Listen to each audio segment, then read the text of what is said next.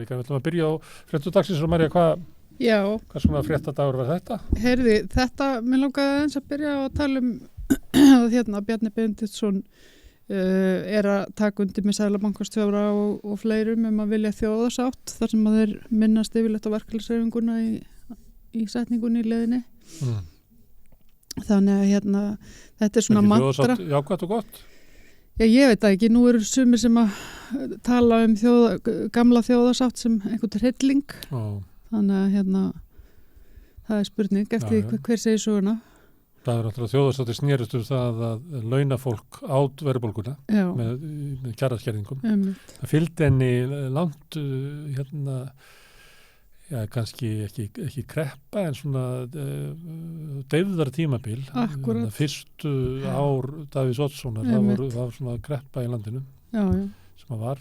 Ég er alltaf að bíða til því að einhver hagfræðingur komið fram og bendi á það að ástæða hennar hafi verið að það var kaupmáttur almennings var mikið skertur í þjóðarsáttinni. En þjóðarsáttin er mærð af mörgum. Hún er mærð af mörgum en hún er líka hið gagnstæða sem öðrum sko. Að minna. Þótti ekki. Það við sem erum að andmælinni erum bara rétt að fólk er rétt byrja að heyra hvað erum að segja svona undanferð. En þetta verður lítið á þetta sem eitthvað svona að þarna hafi verkalýðshreyfingin verið svona síðuð. Já, svolítið svona svæfð, einmitt. Já, einmitt. En það eru margir aðrir sem að tanna þjóðarsátt heldur þessi tveir. Já. Þá heitir það að fá alla borðinu, það er þjóðarsátt. Já, það er líka það er að horfa á þetta ýmsum átta. Einmitt. Og það menn hafa talað að það eru stór átök í húsnæðismálum, þjóðarsáttu það. Og þjóðarsátt að efla heilbrigðiskerfið. Endur þess að velferðarkerfið. Akkúrat. Þannig að það er svo sem talað það út frá ýmsum nótum. En eins og þessi menn að tala þjóðarsátt. Þá er það að tala gegn verðbólgu. Ég grunað græsku. Þeir að tala verðbólguvána og allt það. Og það þurfa að berjast gegn henni með öllum leiðum og þar minnast þeir alltaf strax á verkalýðshreyfinguna í fyrstu setningu. Hóvarar kröfur, já. Þau voru að éta verðbólguna. Já. Það kemur alltaf reglulega til okkar en Ásgeir Brynjar, hann er alltaf að tala um að það þarf að vera samkomulag 3 aðila hvernig að ráða niðurlögum verðbólgunar. Launafólk er einn, ríkið er annar aðili og fyrirtækin eru 3. aðilinn. Þannig að þetta eru skatt, það er rægt að ráða niðurlögum verðbólguna með skattahækkunum. Já. Með minni álagningu. Þannig oft komið fram hérna við rauðaborðið að hluta verðbólgunni sem að þessir félagi þínir, Bjarni og Ásgeir nefna aldrei, sem er hagnaðardrifin verðbólga, sem er keyrð áfram bara af hagnaðar, við veitum ekki þörf, hagnaðar sókn fyrirtækja. Já, svona græðgisvæðingu. Já, einmitt. Vilhjálmur Hilmarsson, hagfræðingur BHM, sýnt ágætlega fram á þetta. Þetta var líka verið bent á þetta á samkeppniseftirlitinu, núna fyrir í desembersýslinn, hvernig álagning í dagvöruverslun, olíu verslun og byggingavörum hefur hækkað. Einmitt. Já. Þjóðarsáttu það, minni álagning. Já. Þetta verður málið sko, það verður allir tala um þjóðarsátt með einum hætti, það bara veit ekki hvað það er. Nei, svo það maður bara skoða hvað er verið að tala, þjóðarsátt í hverju. Við viljum eitthvað fallegt, geta allir sagt, en það er ekki allir sammála hvað er fallegt. Nei, einmitt, nákvæmlega. En þetta er allavega, komið eitt í morgun, þá skrifaði, ég man ekki að Árni heitir hann eða ekki, sem er framkvæmdastjóri Gildis lífeyrissjóðs. Hann skrifaði inn á Innherja sem er lokaður viðskiptavefur, en ég held nú að greinin hans hafi verið opinn, það að forstjóragröðkina. Hann var að skrifa kannski það að það er alltaf verið að þröngva í gegnum stjórnir fyrirtækja, kaupréttar samningum, sem hefur verið að bæta enn í kjör forstjórana og hann var svona sérstaklega bend á það að þegar þetta er gert að þá er aldrei lækku launin á móti sko. Þú ert kannski með 5 milljónir á mánuði eða 7 milljónir, svo færðu kauprétt og þá verður kannski eðlilegt að ef áhættu tengja einhvern veginn launin þín að þá verður eðlilega að þú verður á lægri hlut svona í upphafi. Einmitt.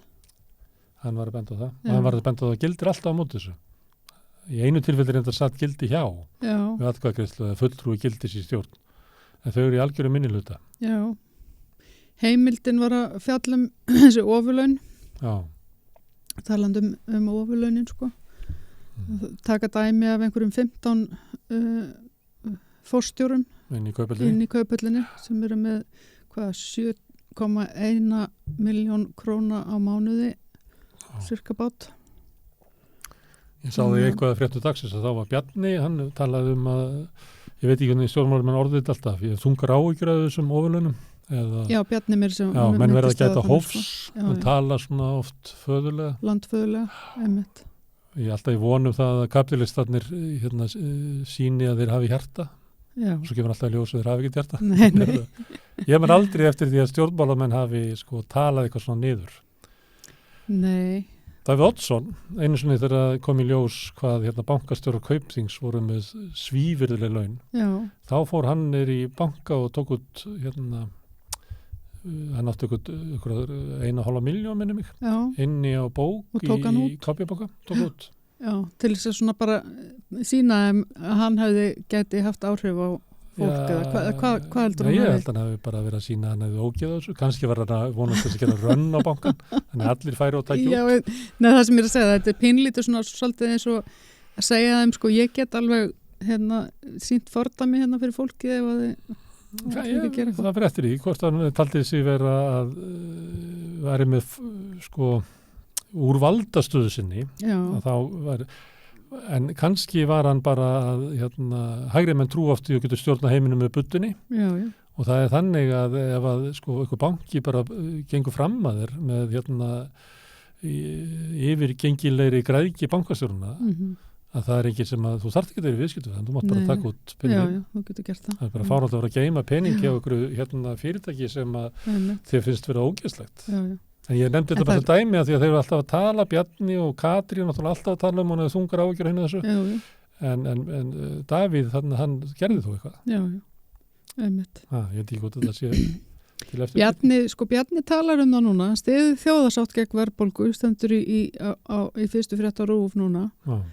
En vill taka ofurlaunum forstjóra. Hann segist alltaf að gera það, eða vilja gera það, en hann segir ekkert hvernig eða held ég. Það er einn sniðug leið sem að ég skil ekki að hverju fær ekki umfjöllun. Ég sá hana fyrst hjá Ragnari Önundarsinni og ég hef síðan endurtekið hana mjög oft. Já.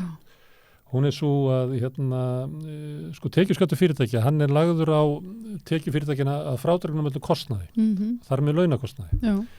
Og það sem að Ragnar lagði til, hann lagði til að laun upp að 3-földum lægstu launum væru frádráttarbær. Já. Þannig ef það væri þá í dag svona, segjum bara 1,5 milljón. En ef þú ætlar að borga ykkur 7 milljónir, þá er það ekki kostnaður í fyrirtækinu. Þá er það bara hlutafunir sem er bara að gefa manninu pening. Þá getur verið að blanda ríkin í það. Þú veist, það er 20% tekjuskattur á fyrirtæki. Þannig að 7 milljónirnar, það er komað til frádráttar og skatti. Þannig að 1,4 milljónir verða til, þannig að ríkið er að borga 1,4 milljónir af þessum 7. Þannig að Ragnar lagði til að þetta er hægt. Þannig að þegar það væri verið ákveð í stjórnarherbyggjónum að borga okkur svona svívirðileg laun, að þá er allavega, þá myndi skattur segja sér svo, þetta er ekkert kostnaður, þetta er bara eitthvað svona fáranleg gjafmildi af ykkar halvu, ég bara tekit ekki marka á þetta sem kostnað. Kannski Bjarni kom með eitthvað svona. Kannski, hver veit. Ég held ekki. En með þetta, ég endur tekið þetta mjög oft sem að ég sá þetta hjá Ragnari. En ég fæ eiginlega enga til þess að taka undir mig. Mér finnst þetta algjör svo kallaði no-brainer að gera þetta. Einmitt. Ég bara skil ekki að þessi löngu búið að þessu. Já, einmitt. Það er hægt að gera ýmislegt, Gunnar Smári. Það er hægt? Já. Sem er ekki gert. Nei. Herðu, næsta frétt, liðskipti hafa verið einkavædd með útboði. Sjúkratryggingar opnuðu tilboði 700 liðskipta aðgerðir. Já. Í morgun og hvað lægsta tilboð var frá Kosan sem er í eigu einhvers Fidel Helga Sanchez læknis. Hann er læknir, hann á það bara 100%, hann á 90% því, það var einhver annar 10%. Og síðan var það læknastofa í Svíþjóðs sem að bauð á móti, sem var næstlægstir. ég aðtók að það var einhver íslensku læknir sem inni þar, það var ekki, þetta voru bara virtist vera svona læknastofa sem að 4, ég myndi halda það, svona 4 svíjar ættu sem væru læknar, þeir eru myndir af þeim öllum í bláum skurðstofubúningum, mikið að gera þeim, að ná ekki að klæða þessu upp fyrir myndatökuna. Heldur að þeir hafi ekki planað að vera þarna svona klæddir. Síðan kom klínikin Já. Og það svo flókið eignar alltaf henni, sko. Klínikin náttúrulega, það einhverju svona, hvað heitir það, lítalæknar eða fegrunlæknar, lítalæknar, sem eiga þarna hlut og auðvitað einhverju læknar og mér sýndist á svona nafnin á einu fyrirtækinu að það hlýtaði að vera svæfingalæknir, hvort ég heit blundur eða eitthvað eitthvað svoleiðis. En síðan fyrirtæki þarna sem hann ekkert sérlega stór hlutur, ég held að það hafi verið rétt tæp 12% sem að fyrirtæki sem heitir EKL og það í eigu fyrirtæki sem heitir EVA Consortium og það á Ásdís Halla Bragadóttir 39% og Guðbjörg M. Matthíasdóttir útgerðarkona í Vestmanni sem á tæpa hvað það segja 28% af 12%. Þannig að klíningin eiginlega svona að þessu fyrirtækjum sem svona, myndum að segja væri svona fjárfestar. Hinn, ég man ekki hvað hitt, stóðkerfi. Það líka svona, verið svona samlag margra lækna, 20 læknar sem að eiga það saman. Það klíningin sem svona típiskasta að þessu, en þau voru með 3. lægsta tilboðið. Ættu þarlandi, en svo getur vel verið að sjúkratryggingar gerir samningu við alla. Það getur vel verið að dreifið þessu eitthvað, sko. Já, það náttúrulega sens. Þetta var þetta ekki svona 800 milljónir? Jú. En þetta ég misti að þessu þegar útboðið var. Já. Og það mun hafa verið sendt út bara miðjan febrúar, gerna 2 vikur til að senda inn tilboð. Ég man ekki eftir að það er ekkert fjallað þetta. 2 vikur til að gera tilboð og þetta kom út úr í. Já. Núna eru liðskiptaðagerðir gerðar á Landspítalanum og á Akureyri og Akranesi. Ég fór þangað, mæli með því. Mjög huggulegt svona lítið sjúkrahús, vel hugsað mann.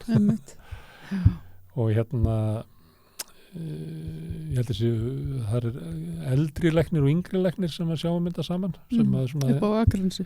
Það sem við að kenna svona einhverja iðn, þannig að gott að hafa einn sem hefur séð margt og svo annar yngri sem handstyrkari og sterkari.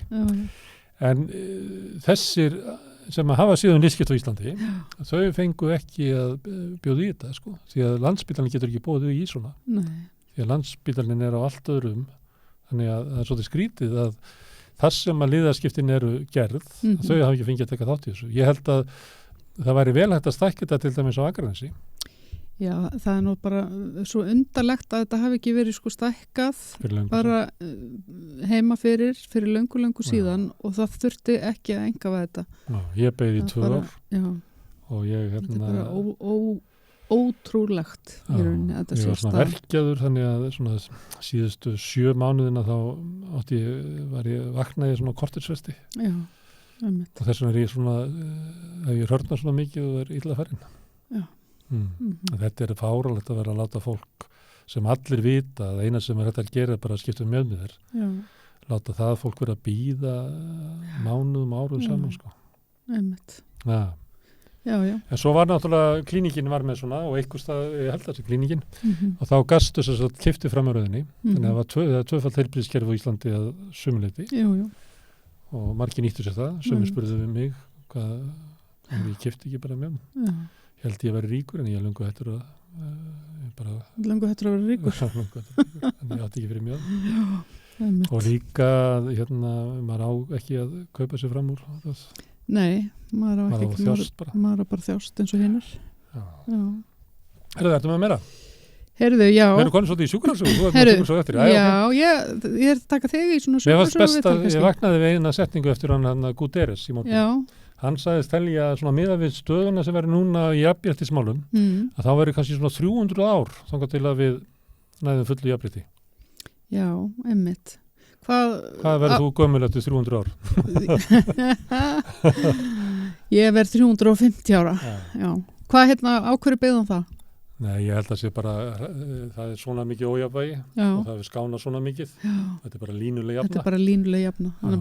Ef allt fer sem horfir, þá mun þetta verða. Já, einmitt. Sem gengur náttúrulega aldrei eftir, en er svona aðferð til þess að skynja sko, stöðuna í dag og staðan í dag er þessi, að ef við herðum okkur ekki, að það myndi taka 300 ár. Já, það er þannig.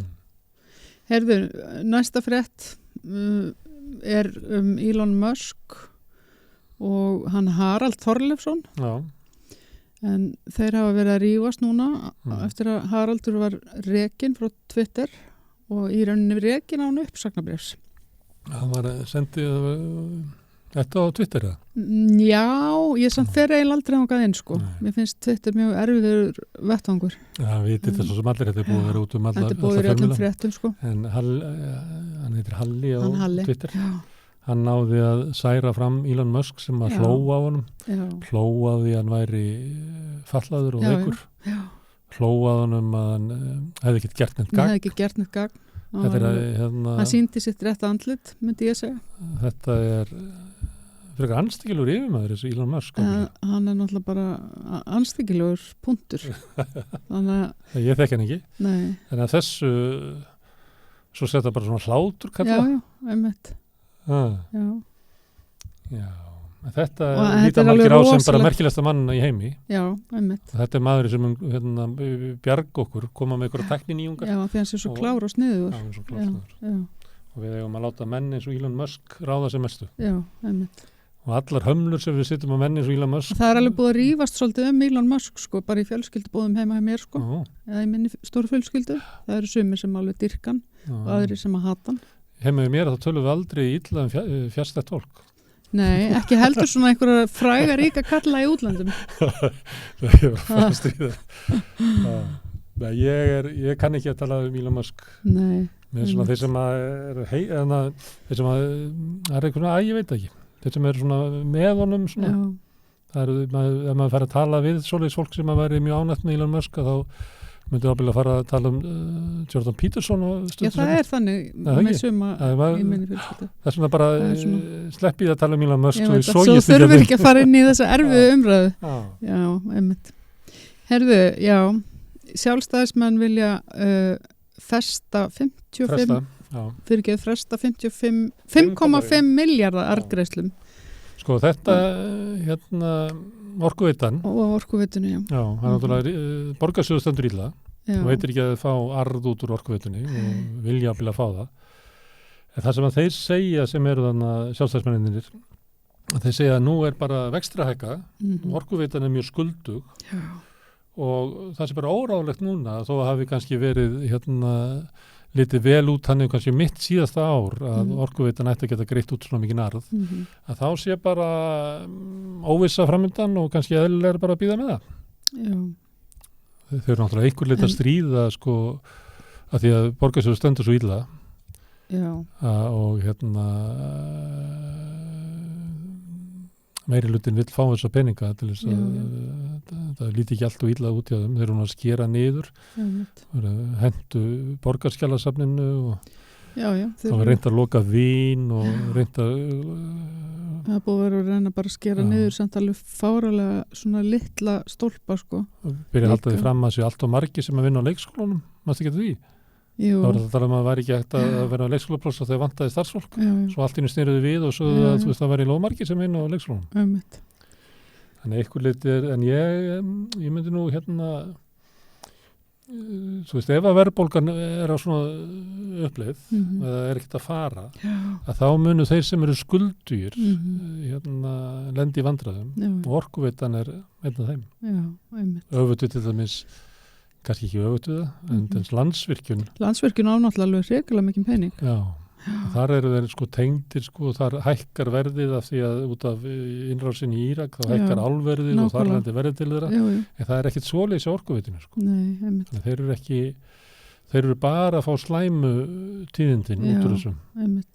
Og ég held að þessi sniður að gema peningana þinni, ekki viljum við allt inn að heyra það mitt næsta ár eins og var eftir hrun, að skuldast að Orkuveituna sé svo hörmulega að við erum bara að hækka hitaveiturreikningin. Nei. Það alltaf, mannstu besti flokkurinn var að stæra sig að bjarga orkuveitunni. Já. Hvernig heldur hafa gert það? Með að hækka hitaveiturreikningin. Við borguðum bara fyrir það. Já. Það var ekkert afrekið á bestaflóknum. Nei. Og síðan hefur ekkert lækkað. Nei, Ég vil hafa ódýrt rafmagn og hita. Já, mér finnst það líka. Já. Ég algjörlega sammálaður. Man njóta þess að hafa... Þeirra gæða sem við búum á hérna á landinu. Já, og líka bara að þetta hafi verið byggt upp af sveitasjóði, borgarsjóði. Við eigum hitaveitun og við eigum rafmagnsveituna Reykjavík borga átti náttúrulega stóran hlut í Landsvirkjun og síntum að. Já. Og bara Guðs blessun að það var byggt upp af opinberum aðilum en það var ekki í höndunum einhverjum einkaaðilum sem hefði værið að okra á okkur núna bæði rafmagn og hita. Já, einmitt. Heyrðu, Bjarni vill virkja meira. Já. Þannig að það ennþá verið að rífast eða svona hægri og vinstri menn ekkert sammála hvað á að virkja eða hvers vegna. Nei, núna hafa hægri menn Sjálfstæðisflokkurinn það var einhvern eiginlega miðju síðasta kjörtímabili þá svona virtist eins og þeir áttu sig alltaf á því að með því að ýta á orkuskipti þá mætti ýta á fleiri virkjanir að hluta til það bara þeir hafa þessa skoðun en að hluta til það vegna þess að hafa fjárfestar meðal annars sem að tengist Bjarna Benediktssyni verið að kaupa upp svona sprænur og læki út allt til þess að setja svona smávirkjanir. Reglunar eru þannig ef að þú setur upp eitthvað svoleiðis að þá verðið að tengjast inn á kerfið. Þannig að ég held að sé mikill svona menn sjá fyrir sér geta grætt mikið í framtíðinni þessu. Já. En það kom líka inn náttúrulega þessi mikli áhugi á vindorkunni einhvern veginn. Það er hluta þessu. Til þess að geta, það verður þó engaveita virkjanir. Einmitt. Ég held að sé ekki í raun verið að tala að Landsvirkjun fara út í stórkostlegar vindmyllur. Nei. En þetta það sem að drífur áfram afstöðu Sjálfstæðisflokksins. Mér finnst þess að svona aðrir hafi ekki neina svona helstaða stefnu til að svara þessu. Nei. Allavega ekki VG hefur enga vörnin í ríkisstjórninni. Nei, VG eru bara náttúrulega dálítið no comment á allt svolítið þessa dagana. En þetta mun verða eitt af þessum átakamálum sem að verða í næstu missurum hvort það eigi að virkja. Bjarni að harma það að Landsvirkjun hafi þurft að vísa frá sér einhverjum viðskiptatækifærum þar sem að fólk vil kaupa einhver orku, ég veit ekkert hvað það umvöldlega sko. Það voru nú oft svona menn sem að voru eins og í Helguvík og fleira svo var eitthvað svona sem var samskonar iðjuver sem átt að vera í Hvalfirðinum og þetta nú ekki allt þeir sem að voru að sækja hingað á síðan tíma voru ekki allt saman þetta voru ekki allt saman fuglar í skógi þetta voru fuglar í skógi sko, þetta voru svona óljósir viðskiptahugmyndir óljósir viðskiptahugmyndir þannig ég veit ekki hvað hæft í þessu en það er mikil þrýstingur á að Landsvirkjun fara aftur að virkja hann vill sjá það allavega og forstjórinn og fleiri það er bara ef við myndum spurja almenning viltu að Landsvirkjun virki meira til þess að búa til meiri orku til þess að búa til fleiri atvinnutæki fyrir Íslandi ég myndi alltaf meiri myndi segja já heldur ég held en ég bara gíska bara eins og ég þekki mína þjóð mér finnst það mjög líklegt líka reyndar en ég ekki vissum að ég sé alveg sammála því það er annar mál ég ekki þjóðin eins og sumir sögðu Herinu, Jóhannes Nordal fyrir Sælabankastjóri dáinn á 99. aldursári hann var orðið ansi gamall hann skrifaði líka bók sem heitir Lífa með öldinni já, það er alveg rétt hann hefur fæst 1925 það var náttúrulega hann var Sælabankastjóri frá 61 til 91 eða 90 svo var hann líka sko að við vorum þannig Landsvirkjun hann var stjórnarformaður Landsvirkjunar sko, ég held lengur sko, ég held að það verið bara 40 ár þannig hann var náttúrulega ótrúr áhrifamaður bara á Íslandi og Ég held að þegar ég var alast upp, hvernig kemst maður til vits ára, þegar maður er 12 ára eða 15 ára. Já, þegar maður er svona 11 ára. Þá upplifðum maður þannig að til dæmis að það væri engin Íslendingur sem geti farið til útlanda og slegið lán nema Jónas Nordahl. Já. Það var svona litið af að hann hefði bara einhverja svona sérfræði þekkingu. Getið svona retta þjóðarhagnum með því að Já, bara aðrir Íslendingar myndi ekki rata eitthvað inn í bankana og spurja vitlausan eða eitthvað. Það var ekki rétt klæddir eða eitthvað. Já. Segðu ykkur að vitlausu. Já.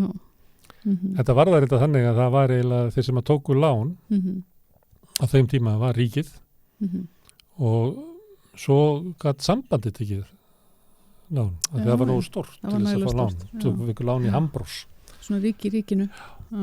Það var ekki, þetta var ekki svona að það veri bara annarkvað leppalúð á Íslandi að taka alveg lán. Nei, það var ekki það. Ekki þessi svona rekalegu, það var ekki til þessi stórfyrirtæki sem eru til núna. Við tölum svolítið mikið hagfræði hérna við Rauðaborðið. Já. Og frá því að bókin kom út, þá hefur Jóhannes Nordahl komið mikið, mennum vitna mikið í. Var hann ekki með þessa bókun daginn? Ásgeir verið með þetta og það var fleiri verið að vitna í þetta. Meðal annars að hann er að lýsa tíma þegar landinu er svona stýrt með gengisfellingum. Já, einmitt. Og þá er það þannig að þá getur maður talandi þjóðarsáttina, þú getur veltið fyrir sér að var gengið fellt til þess að mæta þörfum útflutningsatvinnuvegna eða útgerðarinnar bara vegna launahækkana. Til þess að eiga efni á launahækkanum þá var gengið fellt. Þú getur líka orðað þannig að gengið var fellt og það skertiði kaupmáttinn hjá almenningi, þannig að hann þurfti að sækja launahækkanir til þess að bæta það upp. En þetta gekk svona á svona sveiflum. En í bókinni sinni þá segir hann það að þegar það verður að fella gengið, að þá var það fellt langt umfram þarfir. Eins og einhver orðaði það var fellt svo mikið að flauti yfir alla steina sem að því það að verst rekna fyrirtækið að það gat haldið áfram. Og þetta var náttúrulega gengið var fellt og þetta þýtti kaupmáttarskerðingu í öllum almenningi til þess að verst rekna útgerðarfyrirtæki. Þetta var, ég man að hann felldi gengið 1984 eftir kennaraverkfallið, eftir rétt bara daginn eftir að kennarar sömdu. Þannig að það var svona upplifunin hjá kennurum var bara þetta var til einskis. Já. Þetta langa verkfall. Ágúmundur Jónasson sagði eftir það verkfall eitthvað það var kannski ekki mikill hagur af launahækkunum en það var alveg í sjónvarpinu en þetta var til þess að skrifturnar hættu að færa yfirmönnunum kaffi. Þannig að verkvöld snúast oft mannvirðingu líka. Já, þau gera það náttúrulega, auðvitað gera það. En þú varst að tala um þjóðarsáttina en þessar gengisfellingar og það að sumuleyti þá ef þú ætlar að segja hvenær hætti þetta, það er við þjóðarsáttina. Það er við þjóðarsáttina. Þjóðarsáttin er það að almenningur kingi, að þú fyrstu fær þá hættu við að fella gengið ef að þið kingið því að vera ekki að hækka launin. Fyrst var það þannig að útgerðið fekk alltaf gengisfellingu, verkaliðurinn kom og vildi fá launahækkun, þeir fengu gengisfellingu, þetta er það fram. Þannig að það tekið bara einn kuppurinn út sem að var að almenningu bara kingdi stöðu sinni. Það fekk ekki neina launahækkun og það litið til þess að þetta hætti. Það er eitt kannski sem kemur inn á þessu peningamál líka sem að ég gleymdi að tala um að Seðlabankinn ætlar að leyfa verðtryggð innlán. Já, svo kom útlánabíla. Það er takmarkanir. Það er þannig, eins og kannski flesti vita, til þess að fá verðtrygging og innlánum, að þá þarf það að geyma peningin í 3 ár eða eitthvað svoleiðis. Og það var, hann ætlar að leggja þetta alls saman niður Seðlabankinn. Þannig að nú gætu bankanir ef þau vilja búið til verðtryggða veltureikninga þessuna. En ég veist að það gerir það. Það er komið ljós hvernig það verður. En það er svolítið svona þegar verðbólga kemur þá kemur verðtryggingin. Já, einmitt, ég veit það. En það, maður sá það náttúrulega bara með húsnæðislánin og allt hvernig orðaðan hjá Seðlabankastjóra var núna þegar verðbólgan rís að þá bara menn geta alltaf hoppað aftur í verðtryggð lán. Já, það hefur reyndar sagt það þegar verðbólgan þá kemur verðtrygging. Já. Til dæmis í lánunum að því að þú getur ekki verið breytilega óvertryggða þú bara veist ekki þannig að þú flýrið þangað þannig að nú er endur koma verðbólgunar og endur koma verðtryggingarnar. Já, einmitt. Það eru tímatin sem viljum. Þetta voru fréttir dagsins, ekki? Jú. Þú